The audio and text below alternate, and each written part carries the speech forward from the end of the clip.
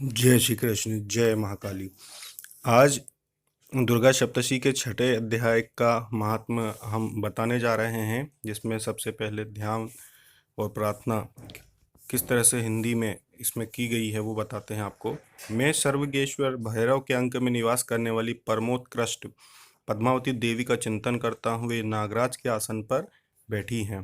नगों के फणों में सुशोभित होने वाली मणियों की विशाल माला से उनकी देहलता उद्भासित हो रही है। सूर्य के समान उनका तेज है। तीन नेत्र उनकी शोभा बढ़ा रहे हैं।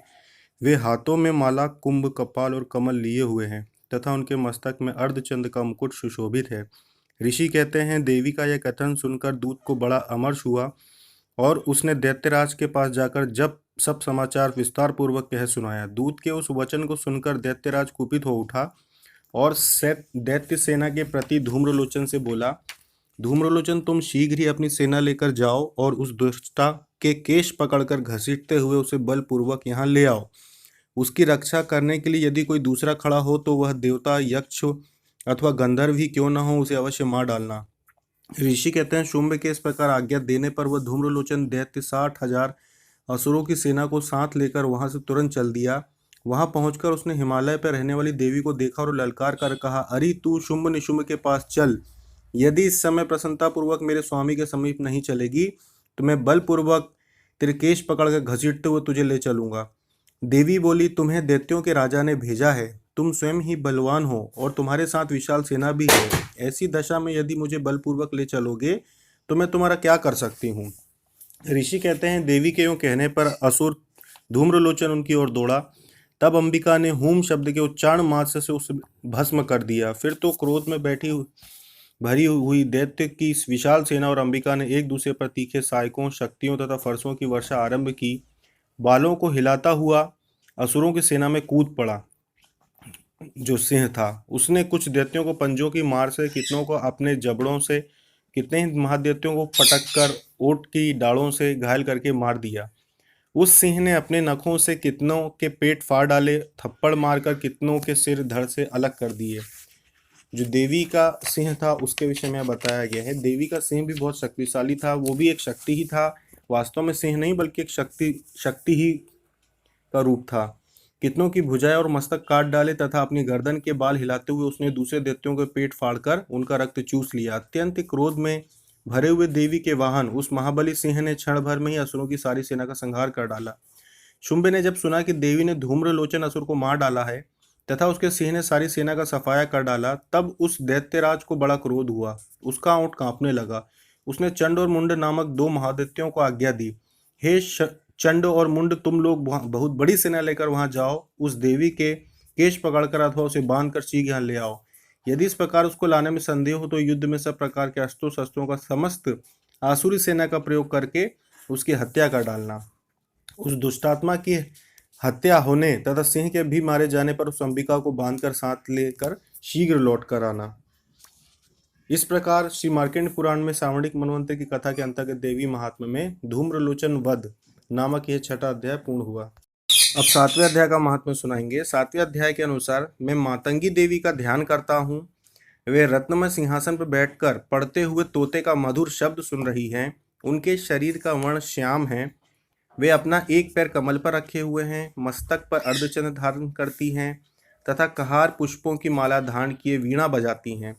उनके अंग में किसी कसी हुई चोली शोभा पा रही है। वे लाल रंग की साड़ी पहने हाथ में शंखमय पात्र लिए हुए हैं। उनके बदन पर मधु का हल्का हल्का प्रभाव जान पड़ता है और ललाट में बिंदी शोभा दे रही है। ऋषि कहते हैं, तदंतर शुंभ की आज्ञा पाकर वे चंड, मुंड आदि दैत्य चतुरंगिणी सेना के साथ अस्त्र शस्त्रों से सुसज्जित हो चल दिए।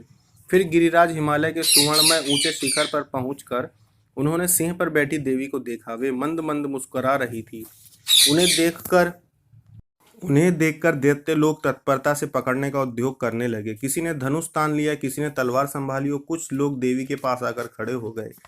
तब अंबिका ने उन शत्रुओं के प्रति बड़ा क्रोध किया। उस समय क्रोध के कारण उनका मुख काला पड़ गया, ललाट में भुहें टेढ़ी हो गई और वहां से तुरंत विकराल मुखी काली प्रकट हुई। जो तलवार और पास लिए हुए थी वे विचित्र खड्गवांग धारण किए, चीते के चर्म की साड़ी पहने हुए नरमुंडों की माला से विभूषित थी।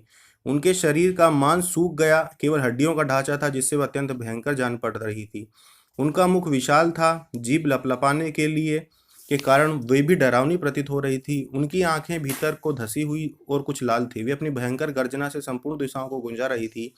बड़े बड़े दैत्यों का वध करते हुए वे कालिका देवी बड़े वेग से दैत्यों की उस सेना पर टूट पड़ी और उन सबको भक्षण करने लगी। वे पार्श्व रक्षकों, अंकुशधारी और महावतों, योद्धाओं और घंटा सहित कितने ही हाथियों को एक ही हाथ से पकड़कर मुंह में डाल लेती थी। इस प्रकार घोड़े, रथ और सारथी के साथ रथी सैनिकों को मुंह में डालकर वे उन्हें बड़े भयानक रूप से चबा डालती थी। किसी के बाल पकड़ लेती, किसी का गला दबा देती, किसी को पैरों से कुचल डालती थी और किसी को छाती के धक्के से ही मार डालती थी। वे असुरों के छोटे हुए बड़े बड़े अस्त्र शस्त्र मुंह से पकड़ लेती और रोष में भरकर उनको दैत्यों से पीस डालती थी। काली ने बलवान एवं दुरात्मा दैत्यों की वह सारी सेना रौंद डाली, खा डाली और कितनों को मार भगाया। कोई तलवार के घाट उतारे गए, कोई खड़ग वार से पीटे गए और कितने ही असुर दांतों के अग्रभाग से कुचले जाने के कारण मृत्यु को प्राप्त हो गए। इस प्रकार देवी ने असुरों की उस सारी सेना को क्षण भर में मार गिराया। यह देख चंड उन अत्यंत भयानक काली देवी की ओर दौड़ा तथा महादैत्य मुंड ने भी अत्यंत भयंकर बाणों की वर्षा से तथा हजारों बार चलाए हुए चक्रों से उस भयानक नेत्रों वाली देवी को आच्छादित कर दिया। वे अनेकों चक्र देवी के मुख में समाते हुए ऐसे जान पड़े मानो सूर्य के बहुतेरे मंडल बादलों के उदर में प्रवेश कर रहे हों। तब भयंकर गर्जना करने वाली काली ने अत्यंत रोष में भरकर विकट अट्टहास किया। उस समय उनके विकराल वदन के भीतर कठिनता से देखे जा सकने वाले दांतों की प्रभा से वे अत्यंत उज्ज्वल दिखाई देती थी। देवी ने बहुत बड़ी तलवार हाथ में ले हम शब्द का उच्चारण करके चंड पर धावा किया और उसे केश पकड़कर उसी तलवार से उसका मस्तक काट डाला। चंड को मारा देख मुंड भी देवी की ओर दौड़ा तथा देवी ने रोष में भरकर उसे भी तलवार से घायल करके धरती पर सुला दिया। महापराक्रमी चंड और मुंड को मारा देख मरने से बचने की बाकी सेना भय से व्याकुल हो चारों ओर भाग गई। तदंतर काली ने चंड और मुंड का मस्तक हाथ में ले चंडिका के पास जाकर प्रचंड अट्टहास करते हुए कहा, देवी, मैं चंड और मुंड नामक इन दोनों महापशुओं को तुम्हें भेंट करती हूँ। अब युद्ध में तुम शुंभ और निशुंभ स्वयं ही वध करना। ऋषि कहते हैं, वहां लाए हुए उन चंड मुंड नामक महादेवताओं को देखकर कल्याणमयी चंडी ने काली से मधुर वाणी में कहा, देवी, तुम चंड और मुंड को मेरे पास आई हो, इसलिए संसार में चामुंडा के नाम से तुम्हारी ख्याति होगी। इस प्रकार से मार्कंडेय पुराण में सावणिक मनवंती की कथा के अंतर्गत देवी महात्म्य चंड मुंड वध नामक 7वां अध्याय पूर्ण हुआ। अब 8वां अध्याय का महात्म्य सुनाएंगे। मैं अणिमा आदि सिद्धिमय किरणों से आवृत भवानी का ध्यान करता हूँ। उनके शरीर का रंग लाल है, नेत्रों में करुणा लहरा रही है तथा हाथों में पाश, अंकुश, बाण और धनुष शोभा पाते हैं। ऋषि कहते हैं, चंड और मुंड नामक दैत्यों के मारे जाने तथा बहुत सी सेना का संहार हो जाने पर दैत्यों के राजा प्रतापी शुंभ के मन में बड़ा क्रोध हुआ और उसने दैत्यों की संपूर्ण सेना को युद्ध के लिए कूच करने के लिए आज्ञा दी। वह बोला, आज उदयुद्ध नाम के 86 दैत्य सेनापति अपनी सेनाओं के साथ युद्ध करने के लिए प्रस्थान करें। कंबू नाम वाले दैत्यों के 84 सेनानायक अपनी वाहिनी से घिरे हुए यात्रा करें। 50 कोटि वीर कुल के और 100 धौम्र कुल के असुर सेनापति मेरी आज्ञा से सेना सहित कूच करें। कालक, दोहद्र, मौर्य, कालकेय असुर भी युद्ध के लिए तैयार हो मेरी आज्ञा से तुरंत प्रस्थान करें। भयानक शासन करने वाला असुरराज शुंभ इस प्रकार आज्ञा दे सहस्त्रों बड़ी बड़ी सेनाओं के साथ युद्ध के लिए प्रस्थित हुआ। उसकी अत्यंत भयंकर सेना आती देख चंडिका ने अपने धनुष की टंकार से पृथ्वी और आकाश के बीच का भाग गुंजा दिया। राजन, तदंतर देवी के सिंह ने भी बड़े जोर जोर से दहाड़ना आरंभ किया। फिर अंबिका ने घंटे के शब्द से उस ध्वनि को और भी बढ़ा दिया। धनुष की टंकार, सिंह की दहाड़ और घंटे की ध्वनि से संपूर्ण दिशाएं गूंज उठी। उस भयंकर शब्द से काली ने अपने विकराल मुख को और भी बढ़ा लिया तथा इस प्रकार से विजयनी हुई। उस तुमुल नाद को सुनकर दैत्यों की सेनाओं ने चारों ओर से आकर चंडिका देवी, सिंह तथा काली देवी को क्रोधपूर्वक घेर लिया। राजन, इसी बीच में असुरों के विनाश तथा देवताओं के अभ्युदय के लिए ब्रह्मा, शिव, कार्तिकेय, विष्णु तथा इंद्र आदि देवों की शक्तियां, जो अत्यंत पराक्रम और बल से संपन्न थी, उनके शरीर से निकलकर उन्हीं के रूप में चंडिका देवी के पास गई। जिस देवता का जैसा रूप, जैसी वेशभूषा और जैसा वाहन, ठीक वैसे ही साधनों से संपन्न हो, उसकी शक्ति असुरों से युद्ध करने के लिए आई। मतलब कि जो सभी देवी देवताओं थे, सभी देवता थे, प्रमुख देवता थे, उनकी शक्तियां सारी मिलके, इसलिए कहते हैं कि जो दुर्गा जी हैं, इनमें सभी देवों की शक्तियां हैं। तो जो दुर्गा भक्त होते हैं वो ऐसा ना सोचे कि उनके इष्ट अगर विष्णु जी हैं या शंकर जी हैं तो उनका अपमान होता है, ऐसा नहीं है। सभी की शक्तियों से ही दुर्गा जी जो है उनका उद्गम हुआ है, उनको सजाया गया है सभी देवों की शक्तियों से। आगे, जिस देवता का जैसा रूप वैसी ही वेशभूषा, जैसा वाहन, ठीक वैसे ही साधनों से संपन्न हो उनकी शक्ति असुरों से युद्ध करने आई। सबसे पहले हंस युक्त विमान पर बैठे हुई अक्ष सूत्र और कमंडलू से सुशोभित ब्रह्मा जी की शक्ति उपस्थित हुई, जिसे ब्रह्माणी कहते हैं। महादेव जी की शक्ति वृषभ पर आरूढ़ हो, हाथों में श्रेष्ठ त्रिशूल धारण किए हुए, महानाका कंकड़ पहने, मस्तक में चंद्र रेखा से विभूषित हो वहां आ पहुंची। कार्तिकेय जी की शक्ति रूपक जगदम्बिका उन्हीं का रूप धारण किए श्रेष्ठ मयूर पे आरूढ़ हो, हाथ में शक्ति लिए दैत्यों से युद्ध करने के लिए आई। इसी प्रकार भगवान विष्णु की शक्ति गरुड़ पर विराजमान हो, शंख चक्र गदा शांग धनुष तथा खड़ग हाथ में लिए वहां आई। अनुपम यज्ञ वाराह का रूप धारण करने वाले श्री हरि की जो शक्ति है वह भी वाराह शरीर धारण करके वहां उपस्थित हुई। नारसिंह ही शक्ति भी नरसिंह के समान शरीर धारण करके वहां आई। उसकी गर्दन के बालों के झटके से आकाश के तारे बिखर पड़ते थे। इसी प्रकार इंद्री की शक्ति व्रज हाथ में लिए गजराज ऐरावत पर बैठकर आई। उसके भी सहस्त्र नेत्र थे। जिसका जैसा रूप था वैसा ही उसका इंद्र का जैसा रूप था वैसा ही उसका रूप था। तदंतर उन देवी शक्तियों से घिरे हुए महादेव जी ने चंडिका से कहा, मेरी प्रसन्नता के लिए तुम असुरों का संहार करो। तब देवी के शरीर से अत्यंत भयानक और परम उग्र चंडिका शक्ति प्रकट हुई, जो सैकड़ों गीदड़ियों की भांति आवाज करने वाली थी। उस अपराजिता देवी ने धूमिल जटा वाले महादेव जी से कहा, भगवान आप शुंभ निशुंभ के पास दूत बनकर जाइए और उन अत्यंत गर्वीले दानव शुंभ एवं निशुंभ से कहिए, साथ ही उनके अतिरिक्त भी जो दानव युद्ध के लिए वहां उपस्थित हो उनको भी ये संदेश दीजिए, दैत्यों यदि तुम जीवित रहना चाहते हो तो पाताल को लौट जाओ, इंद्र को त्रिलोकी का राज मिल जाए और देवता यज्ञ भाग का उपभोग करें। यदि बल के घमंड में आकर तुम युद्ध की अभिलाषा रखते हो तो आओ, मेरी शिवाएं तुम्हारे कच्चे मांस से तृप्त हों, यानी कि योगिनियां। चूंकि उस देवी ने भगवान शिव को दूत के कार्य में नियुक्त किया था, इसलिए वह शिवदूती के नाम से भी संसार में विख्यात हुई। वह महादैत्य भी भगवान शिव के मुंह से देवी के वचन सुनकर क्रोध में भर गए और जहां कात्यायनी विराजमान थी उस ओर बढ़े। तदंतर वे दैत्य अमरश में भरकर पहले ही देवी के ऊपर बाण और रिष्टि आदि असुरों की वृष्टि यानी कि अस्त्रों को छोड़ने लगे। तब देवी ने भी खेल खेल में ही धनुष की टंकार की और उससे छोड़े हुए बड़े बड़े बाणों द्वारा दैत्यों के चलाए हुए बाण, शूल, शक्ति और फरसों को काट डाला। फिर काली उनके आगे होकर शत्रुओं को शूल के प्रहार से विदीर्ण करने लगी और खड़गवांग से उनका कचूमा निकालते हुए रणभूमि में विचरण करने लगी।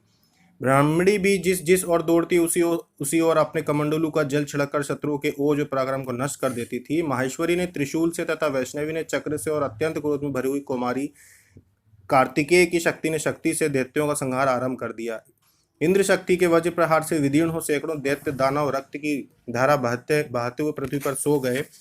वाराही ने शक्ति से कितने को ही अपनी थूथुन की मार से नष्ट कर दिया। दाड़ों का अग्रभाग से कितनों की छाती छेद डाली तथा कितने ही दैत्यों और उसके चक्र से चोट के से विदीर्ण होकर गिर पड़े। नारसिंह ही भी दूसरे महादैत्यों को अपने नखों से विदीर्ण करके खाती और सिंहनाद से सभी दिशाओं को गुंजाती हुई युद्ध क्षेत्र में विचरण करने लगी। कितने ही असुर शिवदूती के प्रचंड अट्टहास से अत्यंत भयभीत हो पृथ्वी पर गिर पड़े और गिरने पर उन्हें शिवदूती ने अपना अपना ग्रास बना लिया। इस प्रकार क्रोध में भरे हुए मात्र गणों को नाना प्रकार के उपायों से बड़े बड़े असुरों का मर्दन करते देख दैत्य सैनिक भाग खड़े हुए। मात्र गणों से पीड़ित युद्ध दैत्यों को युद्ध से भागते देख रक्त बीज नामक महा दैत्य क्रोध में भरकर युद्ध करने के लिए आया। उसके शरीर से जब रक्त की बूंद पृथ्वी पर गिरती तब उसी के समान शक्तिशाली एक दूसरा महादैत्य पृथ्वी पर पैदा हो जाता। महासुर की रक्त बीज हाथ में गदा लेकर इंद्र शक्ति के साथ युद्ध करने लगा। तब इंद्री ने अपने वज्र से रक्त बीज को मार गिराया। वज्र से घायल होने पर उसके शरीर से बहुत सा रक्त चूने लगा और उससे उसी के समान रूप पराक्रम वाले योद्धा उत्पन्न होने लगे। उसके शरीर से रक्त की जितनी बूंदें गिरती उतने ही पुरुष उत्पन्न हो गए। वे सब रक्त बीज के समान ही वीरवान, बलवान तथा पराक्रमी थे। वे रक्त से उत्पन्न होने वाले पुरुष भी अत्यंत भयंकर अस्त्र शस्त्रों का प्रहार करते हुए वहां मात्र गणों के साथ घोर युद्ध करने लगे। पुनः वज्र के प्रहार से जब उसका मस्तक घायल हुआ तब रक्त बहने लगा और उसने हजारों पुरुष उत्पन्न हो गए। वैष्णवी ने युद्ध में रक्त बीज पर चक्र का प्रहार किया तथा इंद्री ने उस दैत्य सेनापति को गदा से चोट पहुंचाई। मतलब कि ये जो कथा है इसके अनुसार पूरी जो भी 9 दुर्गाएं थी, साथ में यक्षिणियां, योगिनियां सभी उपस्थित थी उस युद्ध में, लेकिन सभी का ज्यादा विस्तार से इसमें भी नहीं दिया गया है, लेकिन सभी देवियां मौजूद थी माँ दुर्गा के साथ। वैष्णवी के चक्र से घायल होने पर उसके शरीर से जो रक्त बहा और उससे जो उसी के बराबर आकार वाले सहस्त्रों महादैत्य प्रकट हुए, उनके द्वारा संपूर्ण जगत व्याप्त हो गया। कुमारी ने शक्ति से, वाराही खड़ग से और माहेश्वरी ने त्रिशूल से महादैत्य रक्त बीज को घायल कर दिया। क्रोध में भरे हुए उस महादैत्य रक्त बीज ने भी अपनी गदा से सभी मात्र शक्तियों पर पृथक प्रहार किया। शक्ति और शूल आदि से अनेक बार घायल हो जाने पर उसके शरीर से रक्त की धारा पृथ्वी पर गिरी, उससे भी निश्चित ही सैकड़ों असुर उत्पन्न हुए। इस प्रकार उस महादैत्य के रक्त से प्रकट हुए असुरों द्वारा संपूर्ण जगत व्याप्त हो गया। इससे उन देवताओं को भय हुआ।